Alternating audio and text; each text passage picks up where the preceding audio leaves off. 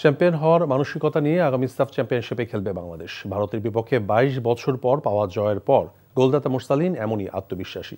এমনকি মার্চে সিঙ্গাপুরকে হারিয়ে এশিয়ান বাছাই সি গ্রুপে দ্বিতীয় স্থান অর্জনকে অসম্ভব মনে করছে না এখন তার কাছে। এদিকে ভারতের বিপক্ষে জয় ধারাবাহিকতা বজায় রাখবে বাংলাদেশ, প্রত্যাশার সাবেক অধিনায়ক আমিনুল হকের। কুশল ইয়াসিরের রিপোর্ট। সমর্থকদের জয় উপহার দিয়ে বছর শেষ করা বাংলাদেশের এবারের লক্ষ্য সাফ চ্যাম্পিয়নশিপ পুনরুদ্ধার। ২০০৩ সালে দক্ষিণ এশিয়ার সর্বোচ্চ এই আসরের চ্যাম্পিয়ন হয়েছিল টিম বাংলাদেশ। এরপর আর শিরোপা ছুঁয়ে দেখা হয়নি। ভারতের বিপক্ষে জয়ের নায়ক শেখ মোরসালিন দল নিয়ে বেশ আত্মবিশ্বাসী।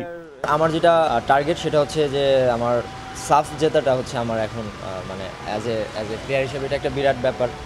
লাস্ট তো ২০০৩-এ উইন হয়েছে, সো এই রেকর্ডটা যদি আমরা ব্রেক করতে পারি আমরা ডিজার্ভ করি। আমাদের যে টিমটা এখন আছে আমরা আসলে ডিজার্ভ করি। এদিকে সাফ শিরোপা ঘরে ফেরানোর এখনই সময় বললেন ২২ বছর আগে সাফ জয়ী দলের অন্যতম এই সদস্য। ভবিষ্যতের জন্য আমাদের এই ম্যাচটি আমাদেরকে অনেক বেশি অনুপ্রেরণা যোগাবে এবং আগামীতে যাতে আমরা বাংলাদেশ ফুটবল টিম আমাদের আরও যারা ভালো ভালো খেলোয়াড় রয়েছেন তাদেরকে ইনক্লুডিং করে কিভাবে আমরা একটি কম্প্যাক্ট ফুটবলের মাধ্যমে যেভাবে আমরা ভারতকে হারিয়েছি এই জয়টার ধারাবাহিকতা যাতে আমরা ধরে রাখতে পারি।